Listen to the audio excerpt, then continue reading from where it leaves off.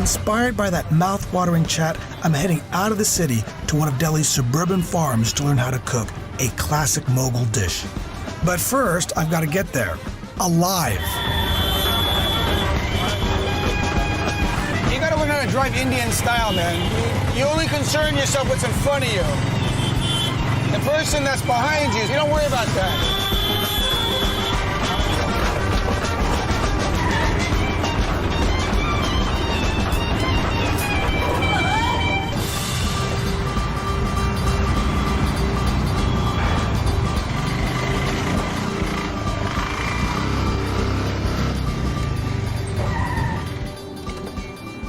Who said Chinese can't drive?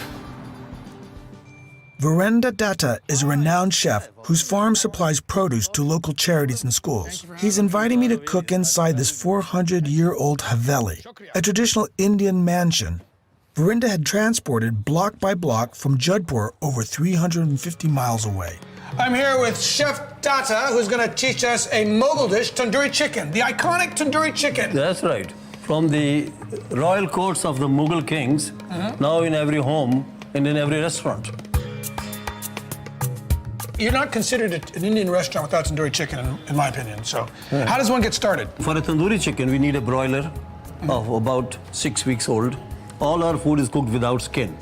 Why is that? They don't like skin? See, we believe that the skin is fatty and doesn't allow the meat to get brown nicely. You only eat the brown skin. Okay. Then make cuts into it slantwise. So you're scoring it to accelerate the cooking time and to let the marinade penetrate the meat. That's right, chef. Then we place them in the bowl. Okay. And we keep them ready for the first marination. 2 marinades. 2 marinades. The first marinade, chef, consists of ginger garlic paste, equal quantity of ginger and garlic. 1. You can put 2 of these. Okay. Then pinch of salt to your taste. Pinch of salt. Let me go like this. This is Kashmiri chili. Kashmiri chili is less spicy, more color. More color. Now, so you can make this spicier if necessary. That's right, your choice. Like that? That's right. Now we mixed it, all of it. Nicely mixed it together. Is that good, chef? That's right. Perfect, chef. Our specialty's mixing. You're doing a great job. Oh, a little lime juice? That's right. It tenderizes the meat. Then we take the pre-slit chicken pieces. So why do you have to use your hands? Because then only you can paste this chicken right inside. The spoon may not reach all those crevices. These Mughals didn't mess around. They loved food. Yeah. And they were warriors. So good food was very important for them. Like we say, army walks on their stomachs. And the rest is history. That's the first marinade. So you marinate that for 25 minutes? That's right. Okay. And then leave it in the shade so that marination takes effect onto the meat. Now time to stoke up the tandoor. Traditionally, a round, open-topped clay oven, the tandoor is famous for its intense heat and can reach temperatures of up to 900 degrees Fahrenheit. All right. Tandoori on, chicken marinating, chutney. These are your ingredients, all of them. If you want to really get the taste of the authentic chutney, Right. this is the grinding stone. So for the chutney, I get Yeah. garlic, ginger. Ginger. That's what I'm good at. That's Smashing it. things, That's it. destroying. I'm like the god of destruction. Shiva. That's it. This is a great nifty device. They invented, what, thousands of years ago? That's right. See, it's got little grooves in it. Acts as abrasive. Okay, whole onion, and I'm gonna mince it. Fresh coriander, and then some mint. And that's about an equal ratio? Today's grinders Yeah. make a paste out of everything. So they didn't want a food processor, they want to have a little texture too. That's right. You know, they sound very much to me like the Ottomans. The Ottomans went really funky with food as well. Now I'm adding a little chili for heat and a dash of lime juice. Yogurt is an optional item. If you like it very hot and spicy, then you don't have to add yogurt to this. 1, 2, 3. 3. Okay, so that's alkalite acid, mellows the spice, That's smooths the flavors out a little bit, Yes. and that's it. I'm gonna taste it so I understand what we're talking about. That's good. Perfect. Really? Just right, chef. Oh, fire. I just got a chili. You got it. Yeah. That's the mint chutney sorted.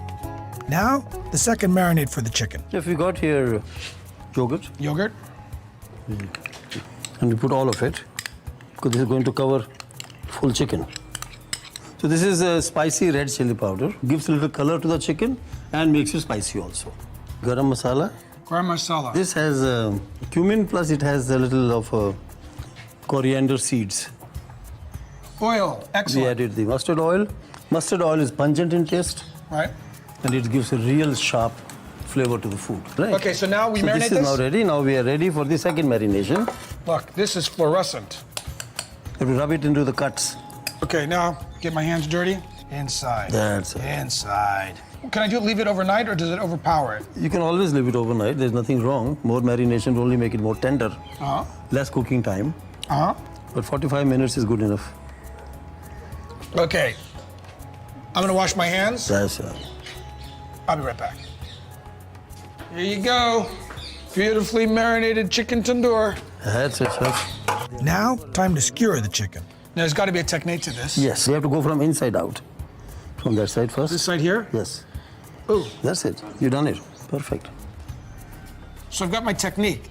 And then the final ingredient, so it doesn't slide further, a potato. Yeah. And we're ready to go. Ready to go. And the potato goes down first. Fire in the hole! Perfect landing. There, cooked for what, 15 minutes? 15 minutes.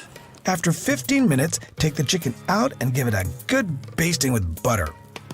Then, pop it back in to finish off the cooking. Now we leave it there for approximately 25 minutes to half an hour. Well, why do I So get an that's- Indian restaurant? They give it to me in like 5 minutes. They're cheating? Because they make it half ready in advance. Oh, so this is gonna be better. This is actually made to order. This is fresh and juicy. That's a little dry. See? The tandoor works like a semi-enclosed barbecue, cooking the meat over hot coals or wood, infusing it with a rich, smoky flavor. Is this ready? Yeah, chef, your chicken is ready. No more crackling sound, no more dripping of oil. That means all juices have been cooked. Oh, look at that. Lovely color. There it is. You can. Slide them right down. That's right. Perfect. Done it. We just brush them with a little bit of butter. A little butter. To give it the shine and the flavor. So the Mughals would do it. Or lemon juice. A form of tandoori oven has existed in India for thousands of years, but it took the Mughals to turn its use into an art form. Look at that. Moist, smoky, succulent, tasty tandoori chicken.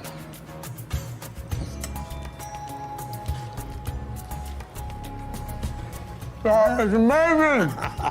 You're a genius! Chef, we're proud of you. You've done a wonderful job.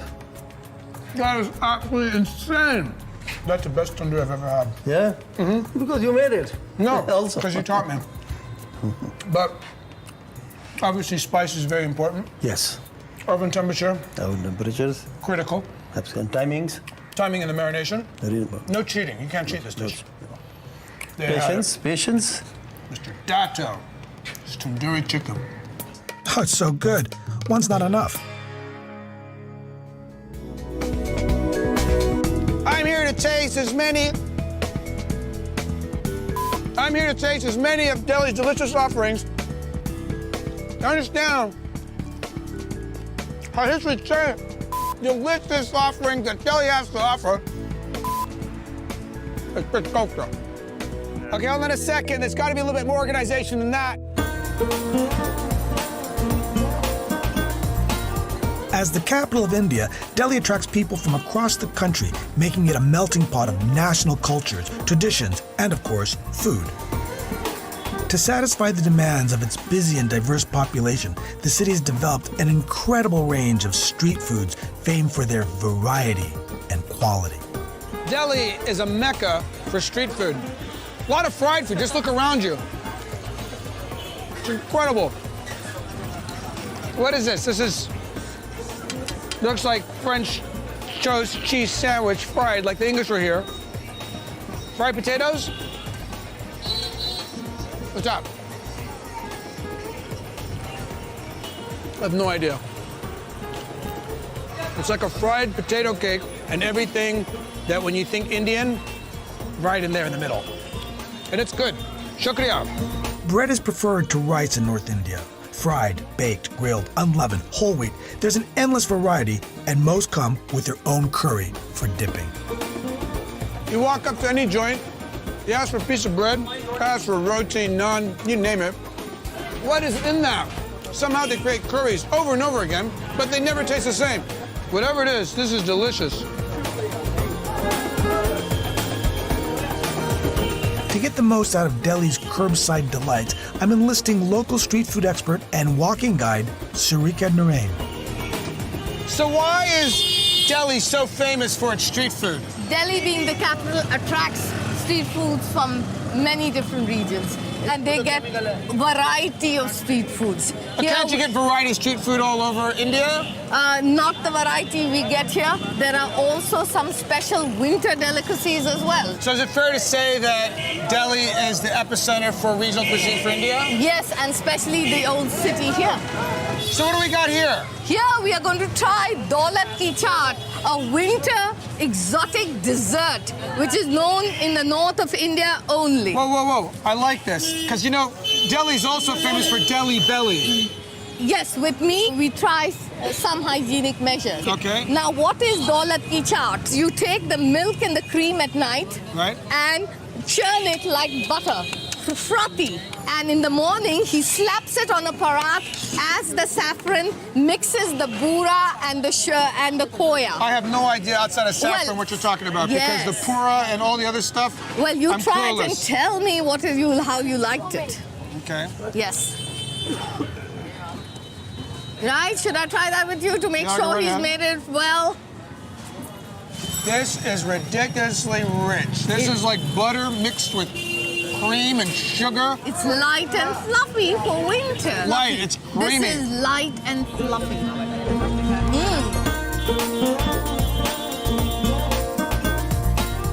Okay, so what do we got here? The real chaat of Delhi. That was a sweet chaat, but he's going to make you a dahi bhalla papdi chaat. What is chaat? Chaat means anything you lick with your hands, and that's what makes a chaat. Okay. So Oh, what has what he is done he doing? here? He's taking- He has taken the soft lentil dumplings with the crispy wafers over the yogurt. Then he adds the potatoes. Then he adds the chickpeas and the right masala. His masalas adds more yogurt. Is that sweet yogurt? No. So this is like a sweet and savory, or? Savory, more savory Savory. than sweet. Not a dessert, my friend. Oh, I thought it was a dessert. No, that's a kachalu, a different form of potato which is boiled with the right spices. And now what's the tangy sauce? Tamarind sauce and the mint sauce, the pudina chutney. Okay. Now try it.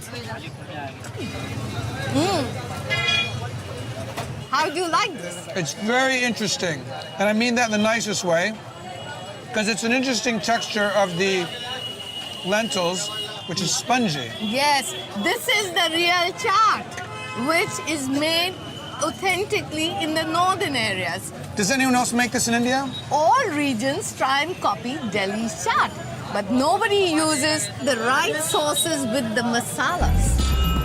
Street food is one thing, but Delhi's regional offerings extend to the restaurant trade as well.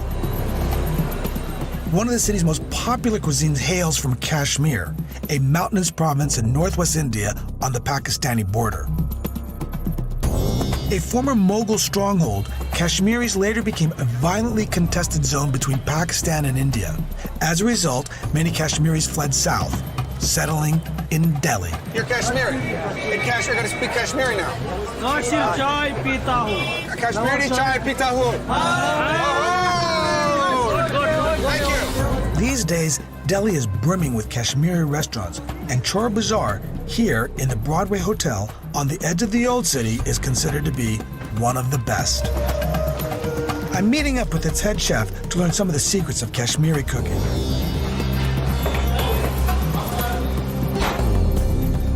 I'm here with Chef Pradeep, the king of Kashmiri cuisine, and what can be more iconic than Rogan Josh? That's right, that's absolutely right. Rogan means the oil which floats on the top when the dish is cooked, and Josh is the hotness and spiciness which we get in that. How does one get started? High heat? It should be. So let's begin with the mustard oil first. We need those fumes to evaporate, otherwise the dish will become very bitter. That's a lot of oil from where I'm coming from. You know, Bobby, spices are the king of the dish. There are no onions, no tomatoes, no butter, no cream which has gone into the dish. It's only meat and spices. So let's begin. Green cardamom, black cardamom. We'll pound it a bit. You know why? We want these essential oils to ooze out. We're very familiar with this mustard. Then some cloves, some bay leaves, couple of cinnamon sticks. We'll add some cumin seeds to it. Immediately followed by the mutton, which is pre-cut. Lovely. This is the magical sound we get when we cook the Rogan Josh. This cooking on the high heat also ensures that all the juices are sealed in the meat. How old is a mutton? 2 to 3 years, not 2 to more 3 than that. Because then it gets starting really tough. But if you cook it like this, it'll get tender, no? Absolutely. Kashmiris are very specific for as far as their meat cuts are concerned. For Rogan Josh, they only use leg. Now you're cooking it bone on. Would you want to cook it bone off as well, or you're particular about The the bone real as well? juices comes from the bone. You can see the meat is now a little brown in color. So now we'll begin with the asafoetida. This will enrich the flavor. This will also help in reducing the temperature of the dish. It's taken out from the sap of trees, which is mostly found in the hills of Uttaranchal, Nepal. The resin and the sap of trees that grows at the foothills of the Himalayas. Absolutely. Bobby, this is Kashmiri red chili powder. This provides body to the dish and excellent color. Don't be afraid of the quantities of chilies going in because it's really not at all hot. It's looking good. Now is the time to add some salt to it. I wanted the moisture to evaporate. Now it will take in all the salt it wanted. And immediately after that, we should add curd to it. See, this is completely different from how Western would cook anything. Absolutely. I mean, they basically season that first and then sear it. True. But this is going to give a different taste altogether to the dish. Now Pradeep adds some water to cool the temperature before the next round of spices begin. Powder spices to it.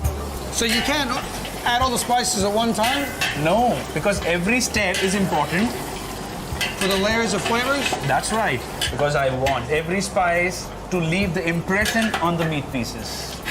Bobby, as you know, Kashmir has an influence from the Afghans and the Mughals who have ruled Kashmir for centuries. So the combination of ingredients and the processes has evolved now. Next, Pradeep adds fennel. Well, I've never seen that much fennel added to a dish before. You do this with incredible confidence. I noticed that across India, everyone seems to just throw in spices with instinct versus measurement. Absolutely, absolutely. I don't know. This is inculcated into us. You see, when I'm eating this dish traditionally, Yes. I've never tasted the fennel before. Today you will, because perhaps you haven't had the real thing before. Now for some powdered ginger. This has the role of keeping the dish warm. The body is warm. Why it's required? Because of the cold climate of Kashmir, which is terribly cold during winters, and people generally hibernate for literally 4 to 5 months in their houses. This looks fantastic as of now. The nice deep red color, exactly the way we wanted. Then a little more water before the final round of spices. This is the very basic cumin powder and the iconic garam masala. And as you know, Bobby, garam masala is blend of so many spices which does not have any set recipe. It could be a combination of 5 masalas and it could be a combination of 50 masalas. So masala means what exactly? Spice. Masala is spice. Every garam masala has its own recipe. Every chef has its own recipe, and we take pride in garam masalas. So a spice mixture ranging from anything from 5 to 250. 50. Absolutely. Galati kebab can use a garam masala blend of more than 136 spices. And that guy's a spice master. Absolutely. A chef's garam masala mixture is a closely guarded secret. And I tried, but Pradeep ain't giving his away. Bobby, now is the time to let it simmer for 45 minutes. Can I just taste it now? This tastes excellent already. There's a little sour, a little heat, but then after that, it's harmony. Good to hear this. It's music to the ears. Well, it's music to my palate. I'll wait outside. Hi, Bobby. Hi. The mutton Rogan Josh for you.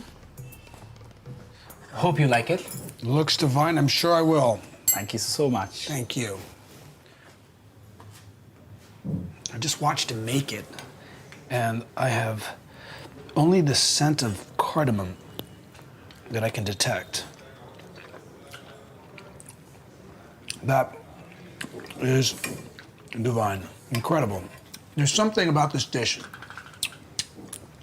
that seems humble because it's mutton, but should be eaten by nobility because it's just that good.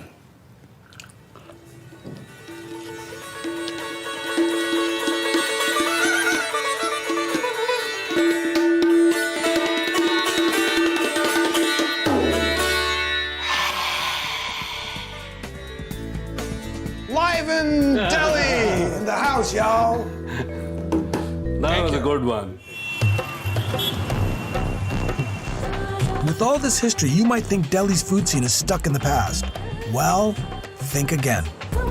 For better or worse, Delhi has been adapting its palate, absorbing new influences, and leading the nation on a quest for modernization. Take House Khas Village, for instance. Once a grand medieval town on the outskirts of Delhi. Today, it's a trendy enclave designed to attract Delhi's young international crowd. Italian, French, Mexican, Middle Eastern, even American, you name it. And they've got a restaurant here serving it. It's also home to the International Institute of Culinary Arts, a cooking school dedicated to teaching Delhi chefs of tomorrow how to make Indian food for the modern age. Arjun? Hi, Bobby. I'm the guest chef today, and I'm making a classic Indian dessert, my way. So class, pay attention. So these are your students from today.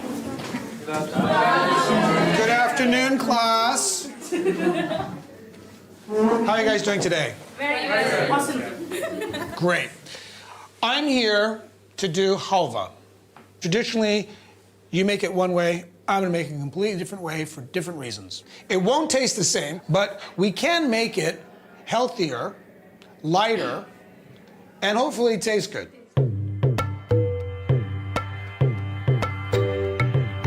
I need 2 volunteers to help me cook. Ooh, there you go. Please. Halwa is a very popular carrot dessert rich in Indian butter or ghee, sugar, and milk, but not today. We're not going to use the ghee. We're not going to use condensed milk. What we're going to do is we're going to make an almond milk. The other thing we're going to do is we're going to use coconut palm sugar, which will actually diabetics can actually eat this dish. Okay, so let's get started. Could you do me the good honor of taking those blanched almonds with the hot water, and we'll blend them over here. And then you're going to get the sugar, and we're going to caramelize it here. How many spoons, chef? I don't know. You're more. You like it sweet? Yeah, I like it sweet, but not that sweet. There you go. You're responsible for that. Yeah, sure. Now caramelize that, smash it all up, play with it. Okay? Carrots? Okay, just stir that, make sure that it hasn't solidified or anything like that, crystallized. Yeah. So you're gonna get like a nice carrot flavor in this. Okay, now, you're gonna make me almond milk. So what do we do here? Almonds in, and the water. And then we're gonna pulse it. The reason we're gonna pulse it, you don't want big pieces up there at the top, right? Almond milk. I'm using almond milk as a substitute for real milk, so it needs to be strained to make it nice and smooth. And so you press down at the end, you think there's nothing left, but you just keep on pressing. To spice things up, I'm gonna add saffron to the almond milk, but first, I need to toast it. Just a little, you don't want to burn it. This is very Indian, isn't it? Toasting your dry spices onto it. Yes. But what does it do by roasting it, toasting it dry? You want to release the essential oils. Okay, so I'm going to add the almond milk. Now, to sweeten things up, a little palm sugar. And then, a sprinkling of cardamom for aroma. So no butter, no ghee, no cream. Now keep on stirring that. For the final touch, a medley of fruit and nuts. Cashew nuts, pistachio nuts, and almonds inside, so it's got that wonderful texture. Sprinkle the raisins in there. And then you throw the nuts in. You always want to add the nuts at the end so it has that texture. You know all this stuff already. I'm talking to you about Indian food, honestly. So you're going to plate it because you want to charge more money for the exact same dish, presentation. Okay, so we have a little ring mold. Obviously now we've made it healthier. We've made it more expensive. We've made it dairy-free. And The color is still the same. color's the same, pretty much. And it's still sweet. We're gonna give it a wonderful saffron sauce, just a little bit of sugar. And then, to make it ultra decadent and extremely Indian, silver leaf. Shukriya.